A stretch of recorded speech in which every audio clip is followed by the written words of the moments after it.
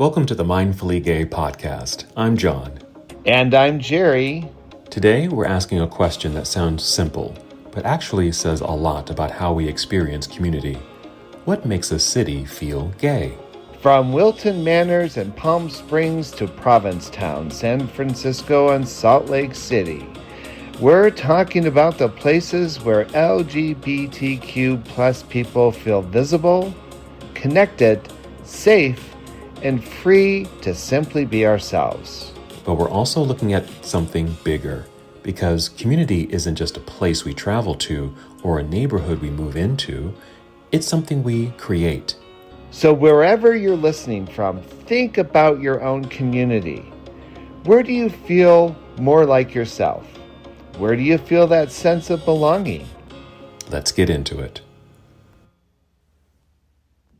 Hi, everybody, and welcome back to the Mindfully Gay podcast. I'm John. And I'm Jerry. And we are back from a vacation.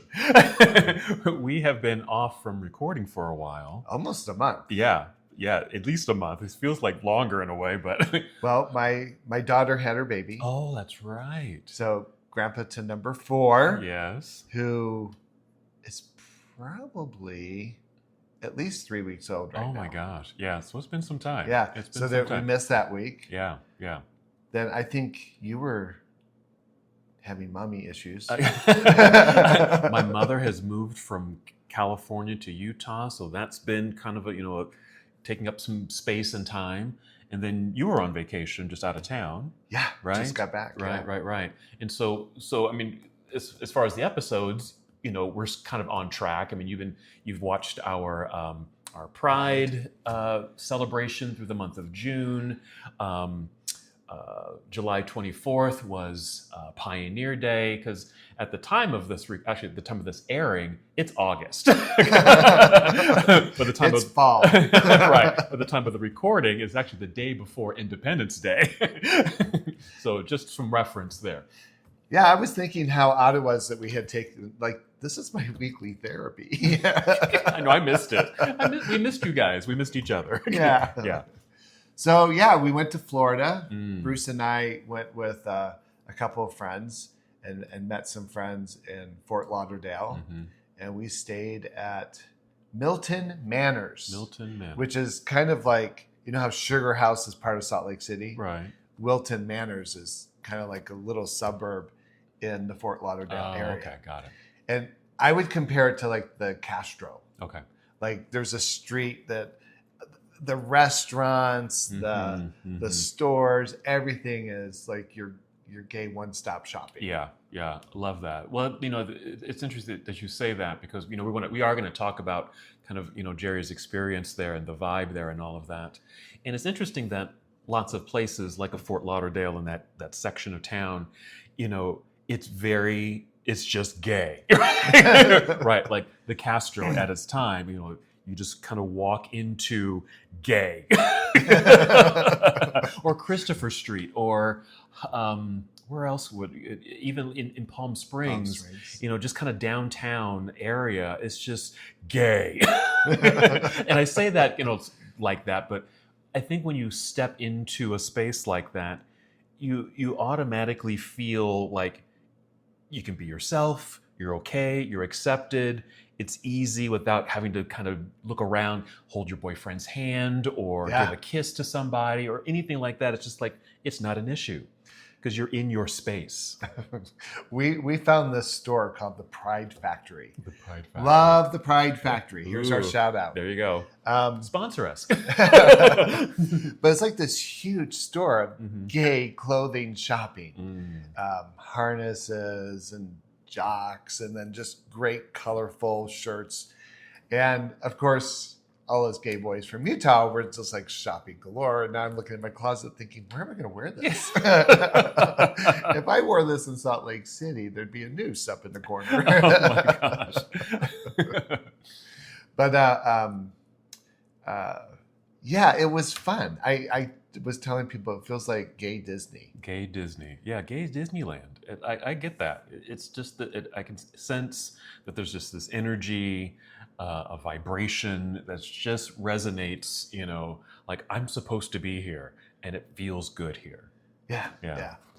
So, so you and I were talking about, wow, these interesting comparisons from like Utah culture. And then we talked about, I think last year, Bruce and I went with these same friends to P-Town, Provincetown. You've been to Palm Springs. Yeah. We've both been to Salt Lake City. Yes, we have. Prozac. Sandy Candy.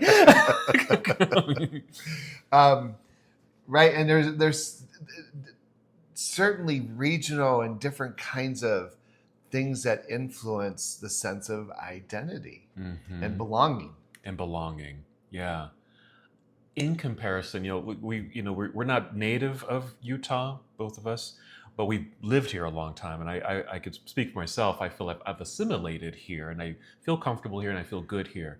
But then when I visit other places like a Palm Springs or even a San Francisco, I kind of get not culture shock, but just kind of a cultural remembrance. So like, oh yeah, they're really gay. Because they're really gay. Because here in Salt Lake City, there's a gay community and there's Pride Center and things like that, but it feels a little bit, I don't know, I want to say muted in a way. It's not as vibrant and kind of out there and in your face, but I think that's kind of Utah in general. It's kind of muted and dispersed. I mean, there's gay people all over the place, but that doesn't feel like there's a centralized kind of gay place or like a street, like a Christopher Street here in Salt Lake. In Salt Lake, yeah. Unless I'm missing something. Well, what's interesting, I think in the day, like maybe the late 90s, 2000s, the 9th and 9th area, I would say, right? We had the Tower Theater, which showed a lot of gay affirming films. Yep. We had a store that was there, Cahoots. There's the coffee shop that gay run and owned. All these things were gay owned. That's right. And for a while there, it felt like our little gay corner. Yeah, I agree. I wouldn't say it's, a lot of those businesses are still there, but it feels like it's kind of morphed into a more college corner. Yeah, and it's interesting. I'm glad you mentioned that because it got renamed some years ago. I can't remember what year exactly, but now it's Harvey Milk Boulevard. Oh, really? Yeah. Okay. That 9th and 9th or 9th South got renamed some years ago. Yeah. And which is quite interesting because that was kind of, like you mentioned, kind of a gay centralized place because of those establishments and the people who lived there and congregated there. But it has shifted. It is a different vibe there. Like you said, a little bit more, I don't know. Like it used to be when you go into the coffee garden that all your gay friends would be there. Yeah. And it was more of it had more of a homey feel to it.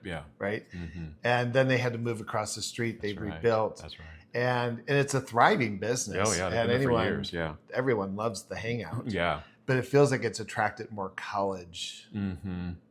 It feels very eclectic. Mixed, mixed, eclectic. Yeah. You're going to get a mixed crowd there, which actually is very nice to see and be around. But again, it doesn't feel like that's the gay establishment that you're going to think or go to and see all of your gay friends or just a kind of gay community. I mean, whoever designed Wilton Manors, for instance, which is probably 2-3 city blocks of, as far as I could tell, everything was gay centric. Real estate agents, stores, theme stores, rainbow flags everywhere. It was during, it was Pride Month as well, but you just definitely felt like you were in a space that felt safe. Right. And it's probably like that even outside of Pride Month. It probably just still has that vibrancy and because of the gay establishments and and we happened to be there for Wilton Manors Pride, which is interesting. I think the Salt Lake City Pride event is much more interesting. Like there's booths and every. It felt like in Wilton Manors they didn't need to have booths because all the businesses were gay established. Right. But it felt like the whole area turned into a dance club until the hurricane came and wiped it out. Oh.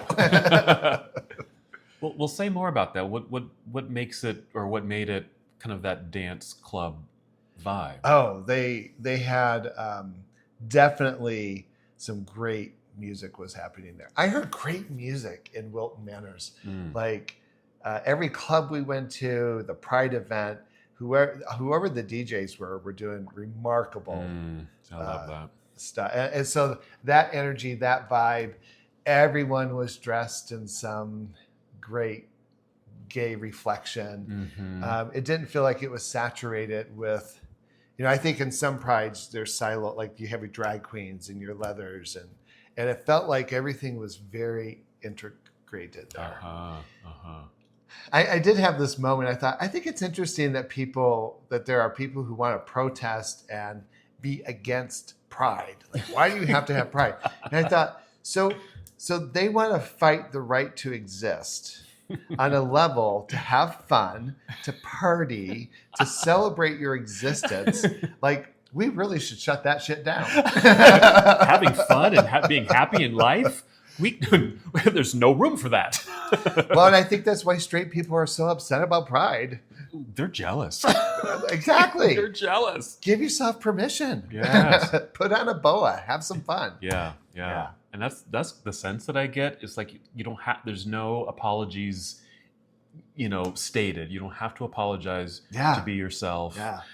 Just the range of ways of showing up, whether it's costume or hair or decor or whatever, what community you might represent. Not that it matters, but you're just there and you represent yourself and and just show up. And I love that. I love that in a city, whether it's pride or not. Yeah. That a city or a space can hold that energy and you feel, I don't know, enlightened, I guess, just stepping into it. You sense it, you feel it. Yeah.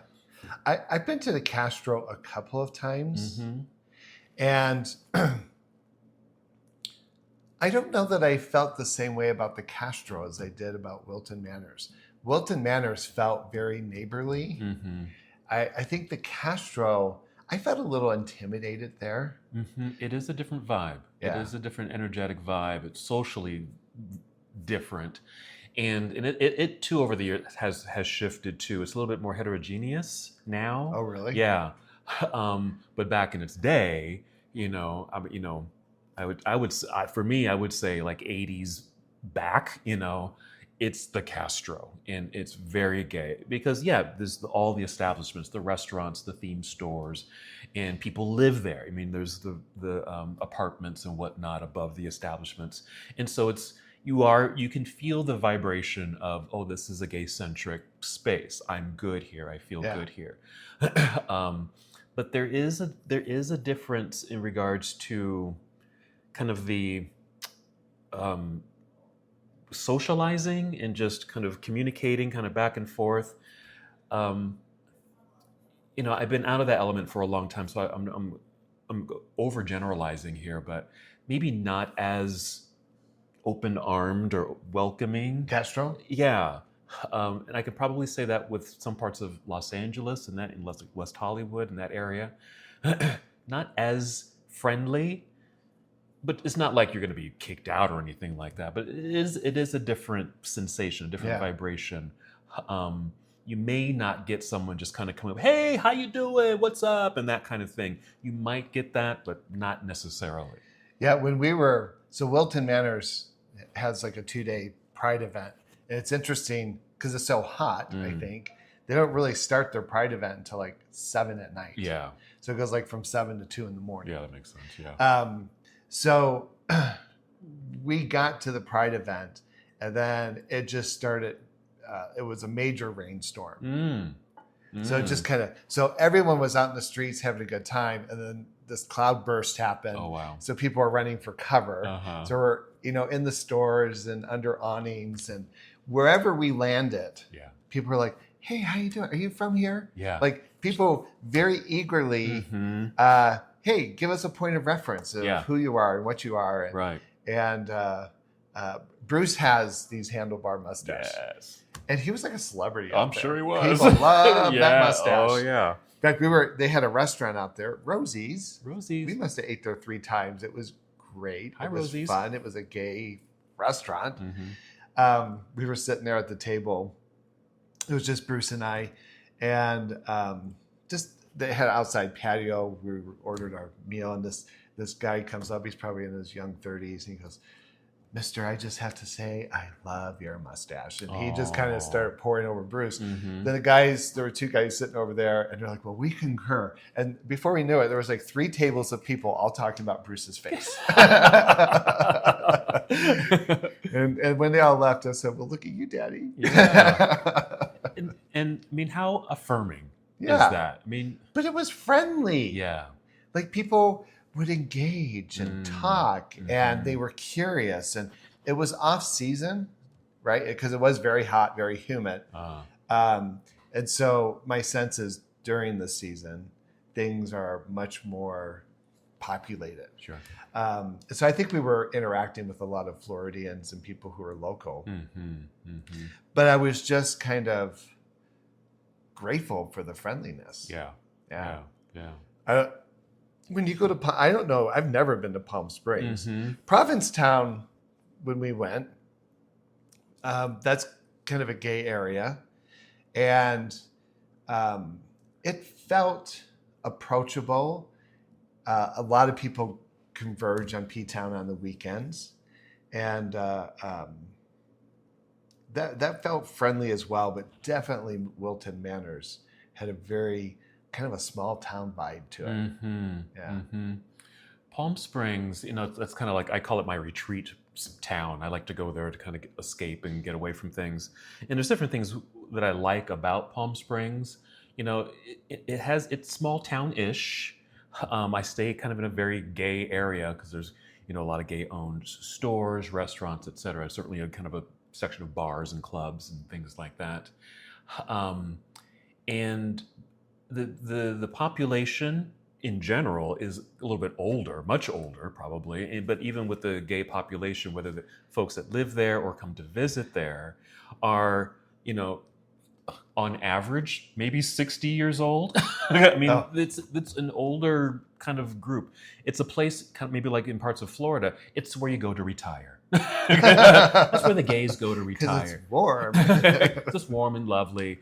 And because there's maybe a maturity and they've lived life, there's a sense of, again, that non-apologetic sense and not too hung up on themselves.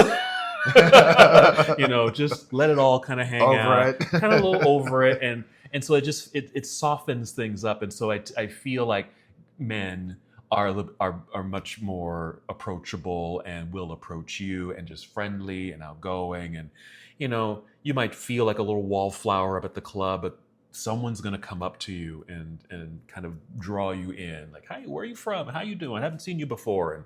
And engage, There is that vibe. And I like that.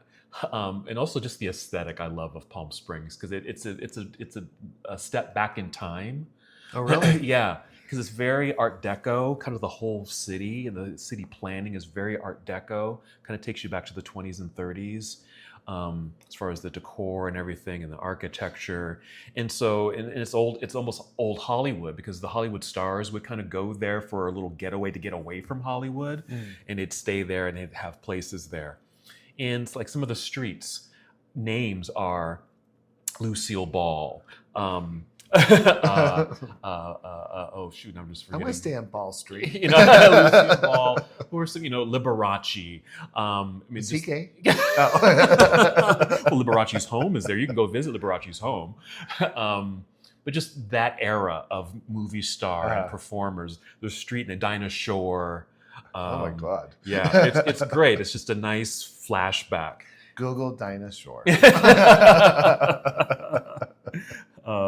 Yeah. So again, just the feeling, the vibe there is welcoming. If you are into, or just want to be around more of a kind of a smooth, easy, not too hyperish kind of atmosphere, Palm Springs is the place to go. Wow. I mean, they do have their party scene, and they have like the white party and some big sex parties and things like that, which does draw big crowds from all over, young and old alike. But as far as kind of the locals and who live there and kind of go out there, I think it's more chill, but very approachable. This is sign language for chill. Yeah, that's sign language for chill. I'm doing a little wave here. It's actually surfing. Okay. In ASL. So we wanted to talk about kind of the cultural differences, right? Yeah. And I want to share this story because it was something I learned about myself. And I was sharing this with you earlier. So throughout my life, I've always kind of gone to the gym, but I've never worked like with trainers, or I just kind of figured it out on my own. Right. And then I hit my 40s, and the body was changing, metabolism was changing. I think I hit plateaus. I probably should have seen a trainer then. I just kind of burnt out. And then, of course, COVID sealed the deal for us a couple of years, because I was like, I'm not going to the gym, and that's crazy. Yeah. So consequently, I got big. I got out of shape. I wasn't moving around so well. And that's when we met Nick. Right. And started like this whole fitness journey. Yeah. And one thing that would happen when I started working out with Nick is he would show me these different kinds of exercises with loaded mobility, different kinds of stretching, different ways of lifting. And my immediate commentary when he would show me something, I'd be like, I'm not 30, I can't do that. Right.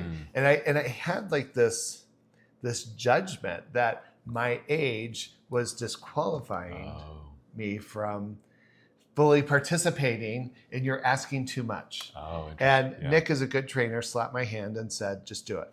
And I kind of surprised myself with what I could do. Right. And I was even hitting physical plateaus or physical milestones.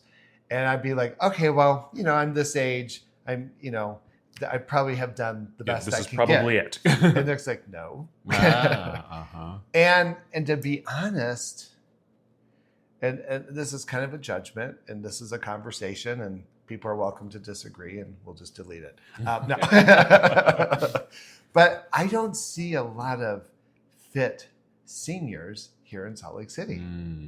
And I think there's something about maybe this part of the country where we kind of just buy into the story of aging looks a particular way, and we either consciously or subconsciously buy into it. And I think it's a form of internalized ageism. Yeah. And I certainly had that going on when I was working out with Nick. What I found so affirming is in Wilton Manors, I was frequently interacting with people between 55 and 65 plus. Yeah. And they were all like really physically healthy people. Like they were big, they had worked out, they were kind of still showing their bodies. Yeah. And what I noticed is I immediately started noticing everywhere I went. It's like, wow, there's these pockets of guys who are my age or older who look amazing. Yes. And it really brought to my consciousness how my own internalized ageism might have been holding me back. And to be in an environment where health and fitness seems to be really valued. Like there were tons of healthy places to eat. It's felt like a norm. If you went to a convenience store, there was lots of opportunities to find healthy meal choices versus if you go to a 7-Eleven here, there's 3 aisles of candy. Right. Donuts and hot dogs. Yeah. And that was one thing that I definitely noticed. I wonder, is it like that in Palm Springs? Yeah. Same thing, because it tends to fare on the mature side. as far as who lives there, older gay men. And yeah, that same thing. The aesthetic is, are you sure you're 67? You know, because you're looking like 47, you know. Are you eating babies? You know, I think that goes into kind of the lifestyle that's there. It's a little bit more laid back, going back to my little wave here, a little bit more laid back. Yet there's this, you know, I don't know, an energy about, you know, staying fit and looking good and vibrant and having a good time with life. But it's not taken too seriously, I think. It's just kind of part of the culture. And so you're around just very attractive older men. Yeah. And I like what you said about it taps into just our internalized ageism. Because I think here, it's interesting because Salt Lake, and maybe even Utah in general, there's a lot of outdoor activity. There's a lot to do here. People are outdoorsy and, you know, and health conscious, and there's things to do here. People are out doing stuff. But I think there's still kind of this, I don't know, when you kind of look at people, especially older people, it's like there's like this cutoff. Yeah. Well, there is. Like if I go hiking up the trail here, I will find lots of people in their 30s and 40s. Right. And maybe some dedicated seniors who but for the most part, I often find myself being like the oldest person on the trail. Right. I don't know what that is, other than one thought that occurred to me was, like, I imagine Palm Springs is similar. Provincetown, there were older people there, but it felt like it was a more like late 20s to up to 50 kind of a vibe, right? But I was thinking about how like P-Town, Palm Springs, Wilton Manors, I'm sure there's other places, that when you're in a social political space that is affirming, that values your existence, that sees you as an asset to the community, right? Do you see how the social environment, the regional affirming nature of things might encourage people to be more out and dedicated to self-care? I like that. I would go along with that. There's this affirmation and an encouragement and reinforcement of who you are and what you are and how you show up, because you're recognized, you're welcomed, and yes, take up space. Yeah. And so that, I think that then would be a motivating factor of just kind of taking care of your mind, taking care of your body, taking care of your spirit, you know, to be able to show up in spaces like that because you are seen. Yeah. Yeah. Yeah. And I think, you know, there was racial diversity, there was age diversity, there was size diversity. Yeah. I mean, love that. And it felt like everyone had a space, and it was easy to, it looked like it was more accessible to feel tapped into. Like whenever we go to Rosie's, we were outsiders, but you could see that there were tables and there were collectives of people that would show up for their Sunday brunch or Monday after work drinks or happy hour. Okay, I don't know if it has to endorse drinking or not, but happy hour would happen outside on patios, and there was always a collective of people, and they were visiting. Like there was a lot of socializing. Yeah. And a lot of, I tell you, as a daddy, I felt very appreciated of Wilton Manors. Like, and not just sexualized, but just seen. Just seen. Yeah. Just that affirmation, just being seen. And there's something about that. It changes your vibration. It changes how you even see yourself. Right. Like, oh, people are seeing me in a certain way. And I wonder if I can live up to that, or even just be authentic and real. Bruce and I had a friend who lived out here for a long time, and kind of a big guy, round guy. And what was interesting is he moved to Fort Lauderdale. We haven't seen him in like 3 or 4 years, and we reconnected with him and had lunch. Oh, nice. And he looked healthy. He looked 10 years younger. He had lost some weight. He was very sociable. He had cut his hair. Bruce and I both remarked about how incredible his transformation, and he's our age. Mm-hmm. And what I know is when he lived out here, in many ways, he was marginalized. And I think out in Fort Lauderdale, he was not so marginalized. He had a sense of connection. Yeah. He had humidity. That probably helped with the skin. Yeah. It's pretty dry here in the Utah lands, and it can dry you out, and you can look a certain age. Well, it's interesting. I always thought I needed Botox, and I went to Florida. It's like everything just kind of filled out. It's just like, oh, wait, look at me. I'm just shiny and beautiful. Yeah. I love it. But I can't help but to think there must be something about the environment that impacts. And I say that, and then what I want to say for folks that live here in Utah, for instance, or in other isolated pockets where we're talking to people, is the importance of building community. There's a young guy that lived out here for a long time, and he moved to Wilton Manors several years ago, and he's a lover of horror films. Oh yeah. Do you know who I'm talking about? Yeah. Yeah. But he has started like these game nights and these horror movie nights. And I went to one or two of his events out there, and there was like 25, 30 people. Aww. And these were not like, it was interesting. People really wanted to have more people come and participate. And I thought, his name is Denham, and I'm like, dude, you've done a beautiful job of creating community and space. And I think one of his motivations was creating a space that would be sober, a space that would be friendly for all. Yeah. And the one or two events that I went to, again, it was a very eclectic group of people around a common interest. And so even if you don't have a Wilton Manors or a Castro, our responsibility then is to have a vision and create the resource to draw people into that. I love that with him because he has this love, of like horror films and things like that, and just, hey, I can do something with this.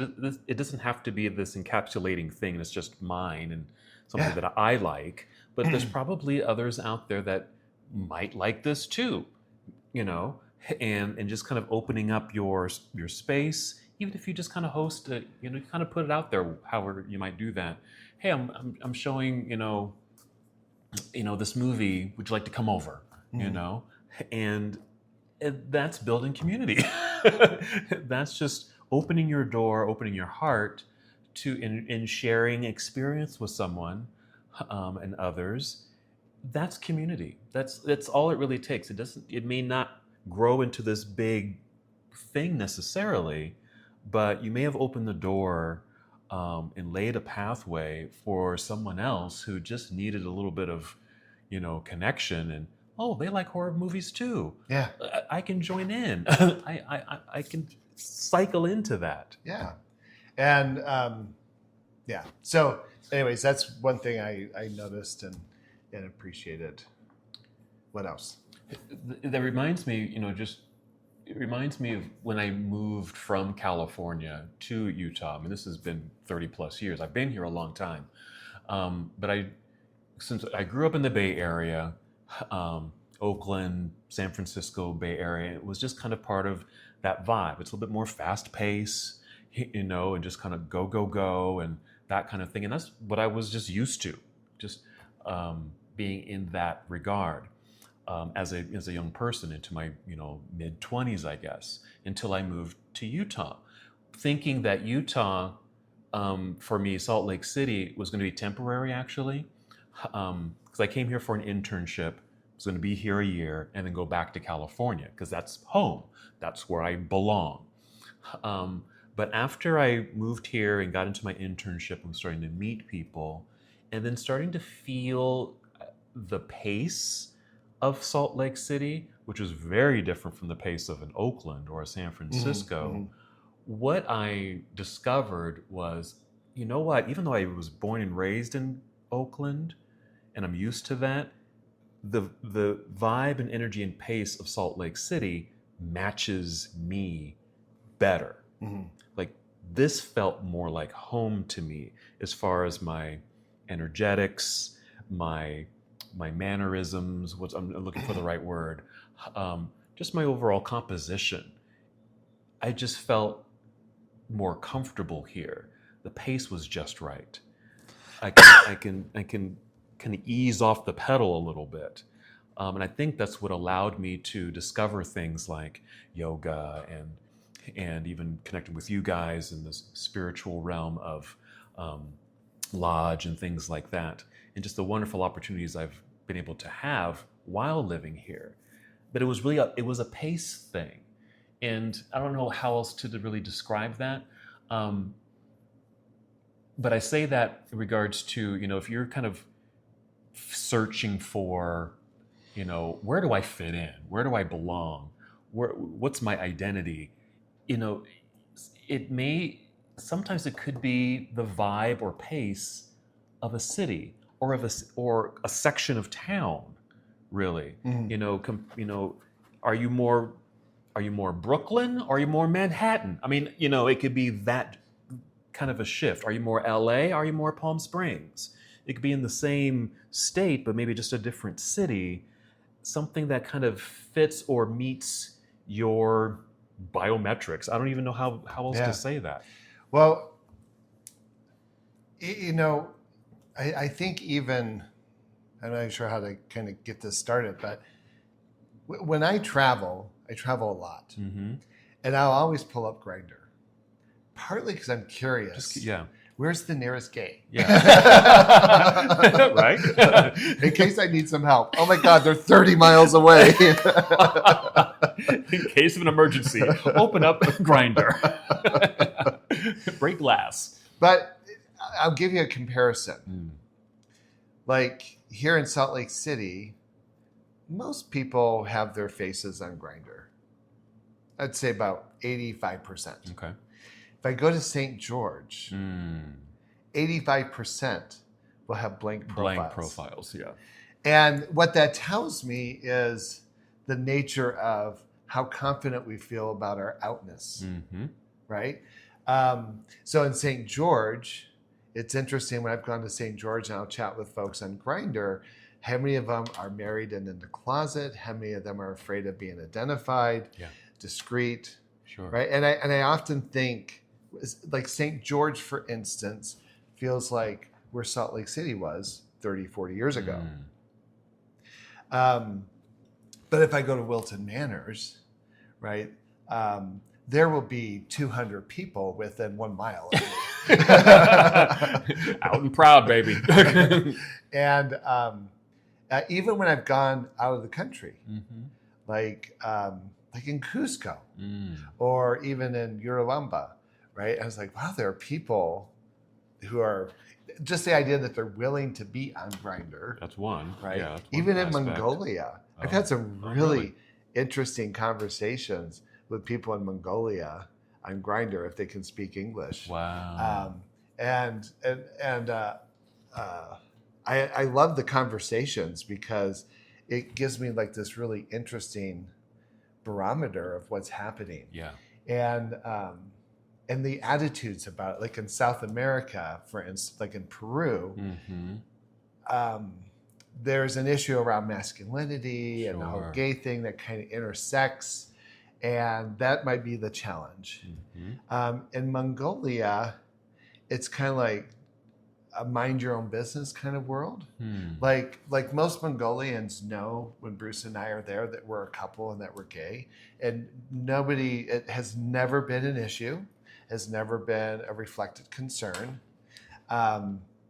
It's just kind of a matter of fact. Just a matter of fact. Doesn't have to be proclaimed or a big banner across the skies, that kind of thing. And actually, Ulaanbaatar has what sounds like, I've not been there, but I'm on their Facebook page and I kind of follow it.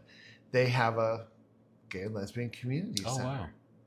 Even though culturally, I know the first time I went to Mongolia, the University of Utah the leaders of the Learning Abroad program sat down with me and said, quote, "Don't be gay in Mongolia." Wow. Which I thought was interesting of an institution of higher education, question mark. But what they were basically saying is this is not a gay-friendly environment and could cause you some problems. It never did cause a problem. But I thought it was interesting that it had that perception. And when I've talked to gay Mongolians, what they say is it's a conservative culture, right, but not necessarily heavy on judgment. Oh, okay. Yeah. Compare that to Salt Lake, because it's certainly conservative here, but would that second part apply? What was the second part? That, there's no judgment around it. Oh, there's absolute judgment here. It depends. I would say there's an issue of masculinity and how men show up in Mongolian culture. And so maybe it's more misogynistic in terms of if you're somewhat feminine, there may be judgment there about not being man enough. I see. Right? Here, and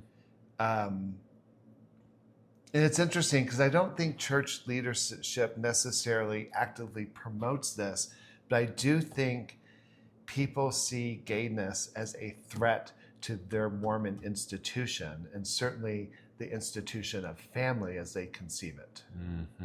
And so if I'm a gay family member who's gay and Mormon and I'm coming out, I'm threatening the generational structure of that system. The construct of that, because it doesn't fit into this nice mold, right? And you're seen as less than. You're not meeting the objectives of worthiness. Because worthiness would be procreation with a woman for the sake of having children, and you're just having sex for fun. Yeah, that doesn't fit. Try it. Try. Wink, wink. That's interesting, because I would guess, like your friend that moved from here to Fort Lauderdale was able to... liberated. He was liberated, exactly. Able to kind of come out of that construct, this construct here, which probably just weighed him down and just couldn't just be himself because it didn't fit in this box. And I love that word, just liberated, and just, the light turns on. And Do you know one other thing? I don't know what you just said that triggered this, but in Wilton Manors, what I saw,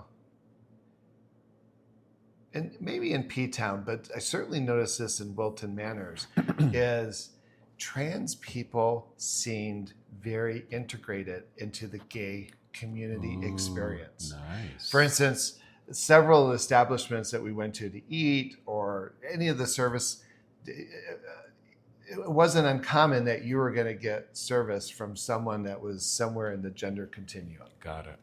And I sometimes feel in some queer cultural spaces that there's still a lot of stigma and judgment against those who are transgender. Yeah. And I think what I hear from a lot of transgender folks is they're part of the alphabet soup, but they feel marginalized within. But my observation in Wilton Manors is it was very well integrated. Yeah, nice. And I didn't get an opportunity to talk to, well, I did get a facial from a trans woman, and we were talking about, she had come from Minnesota, and talked about moving to Wilton Manors because Minnesota felt threatening to her existence. Sure. And so I asked her, I said, well, what's your experience here at Wilton Manors? Yeah. And she says, I have been here for 5 years. I have felt integrated, safe, part of the community. I have not had an issue with cis or queer folks here. Wow.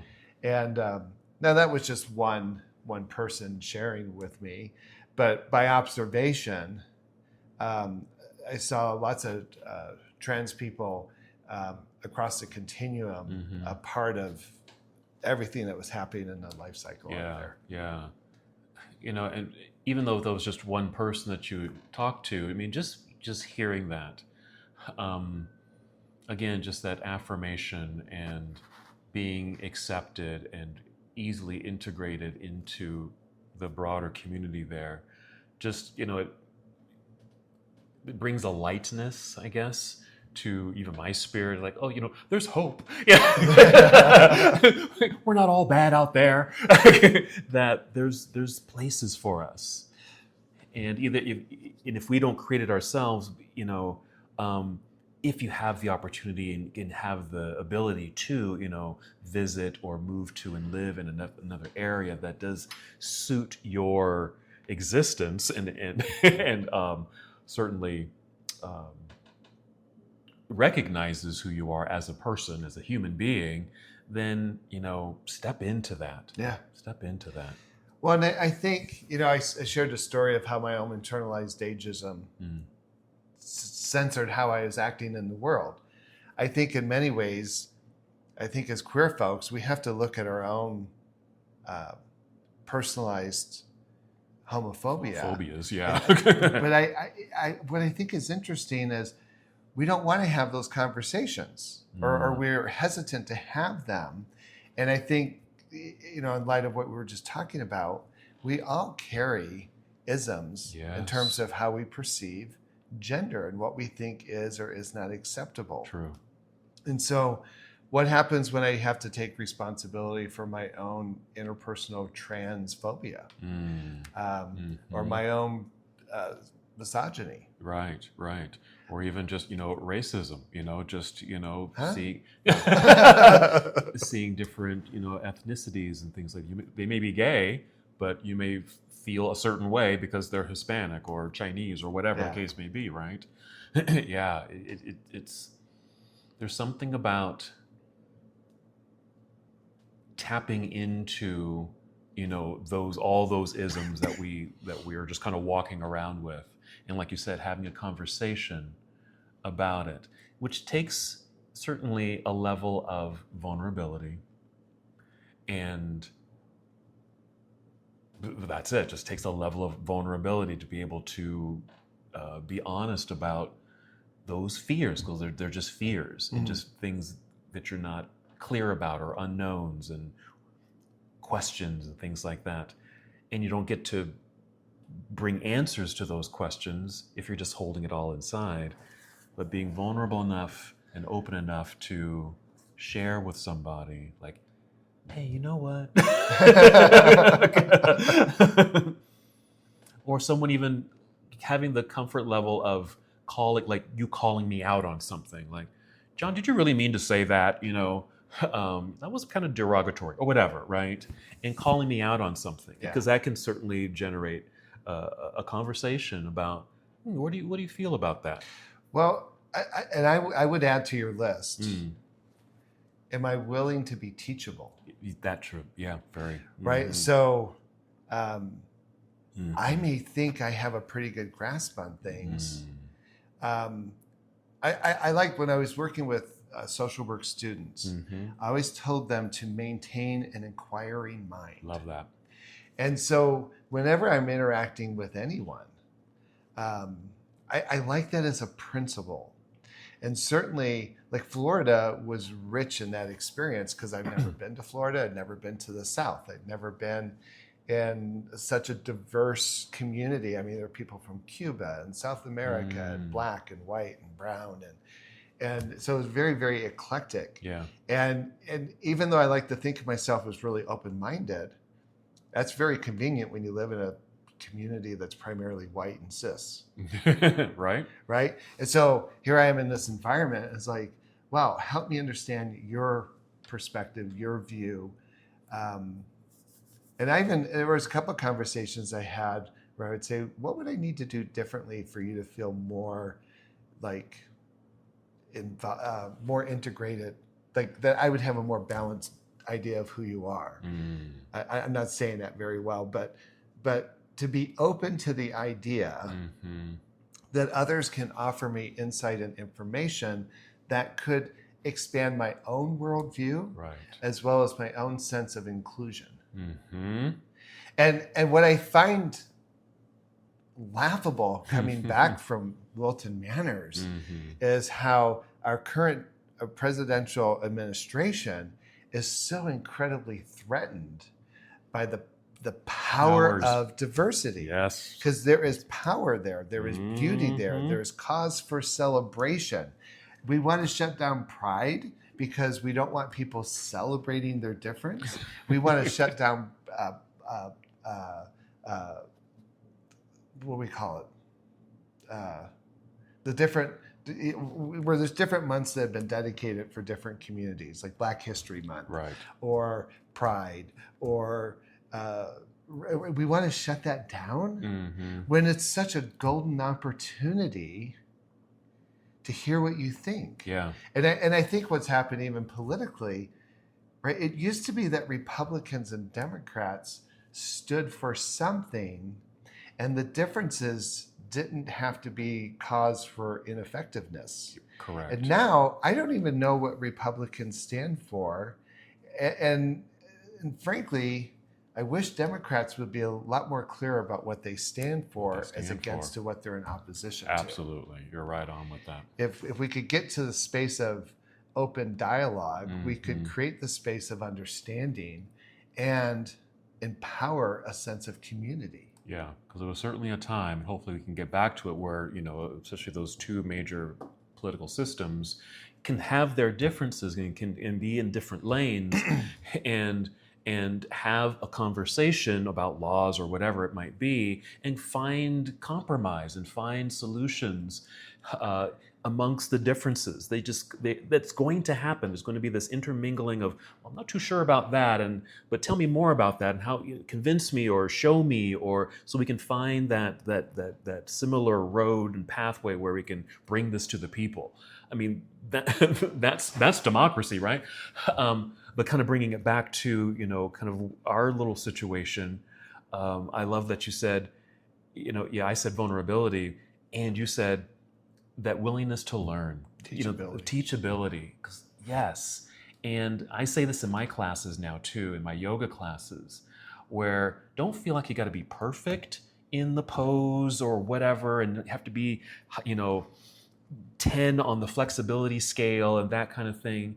It's more about just, showing up as you are, and be curious.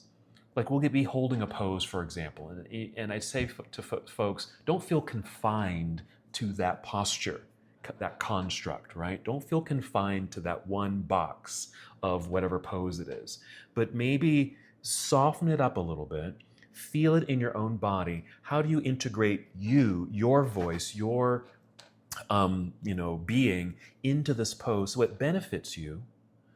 But that means being vulnerable. Yeah. It means, having that being curious, taking on almost that childlike wonder, mind about, ooh, what would it feel like if I did this? And not really having a judgment around it, but just trying it out. We're just trying it on for size.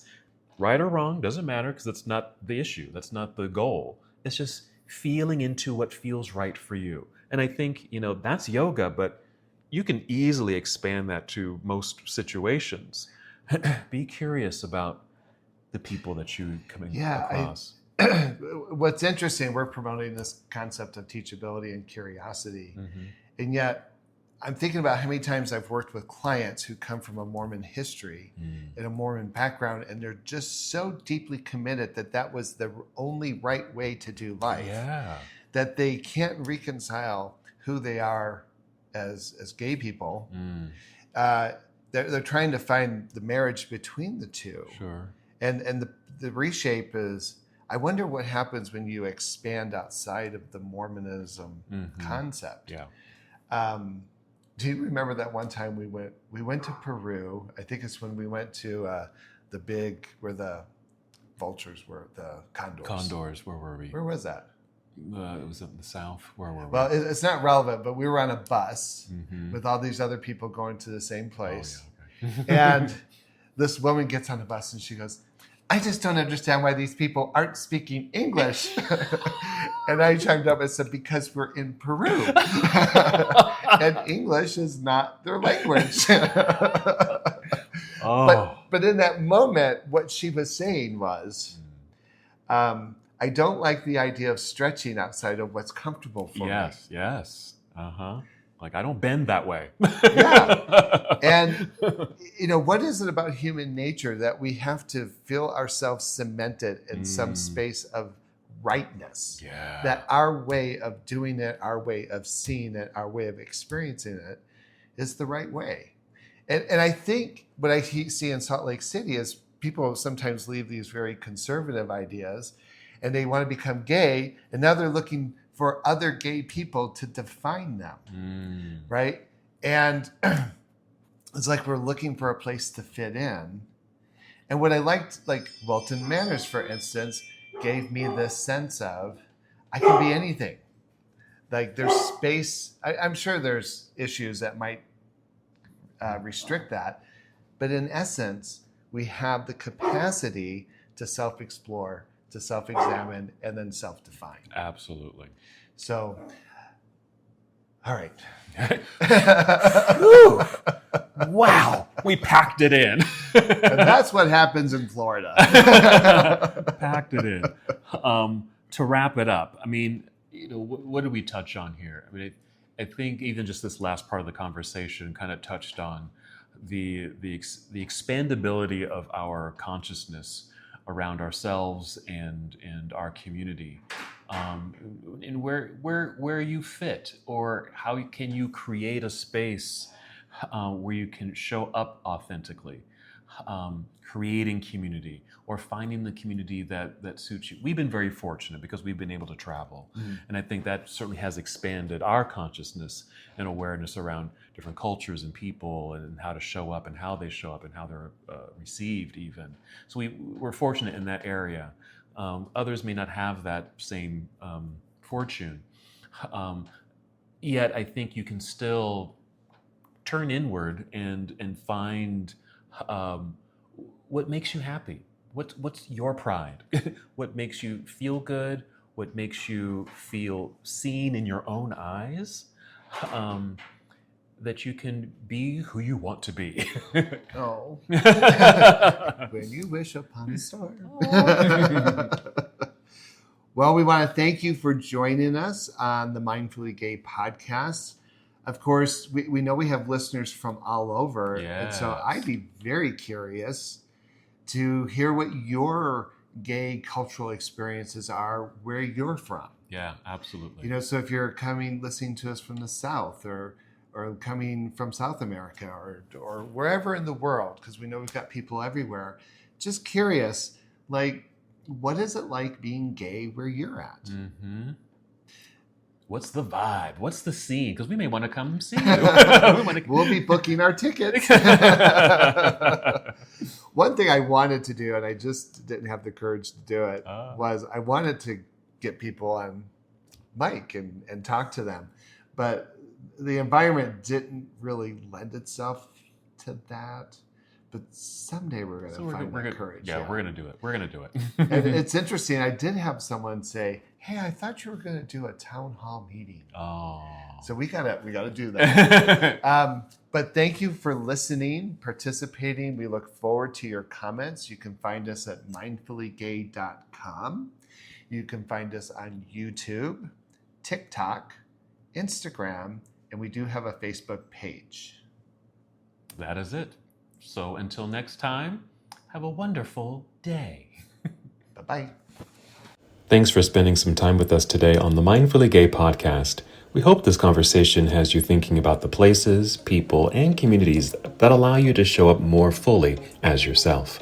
And we really want to hear from you. What is it like being gay where you live? What's the vibe of your city? Where have you traveled and suddenly thought, wow, I feel at home here? Share your stories with us on Instagram at mindfully_gay and join the conversation on TikTok at mindfullygay. And visit mindfullygay.com to learn more about our mission and to discover opportunities to connect with community. If you enjoyed this episode, please take a moment to rate the Mindfully Gay podcast. Your ratings help other people discover the show and become part of these conversations. And remember, community isn't only something we find, it's something we create. Thanks for listening. We'll see you next time on the Mindfully Gay podcast.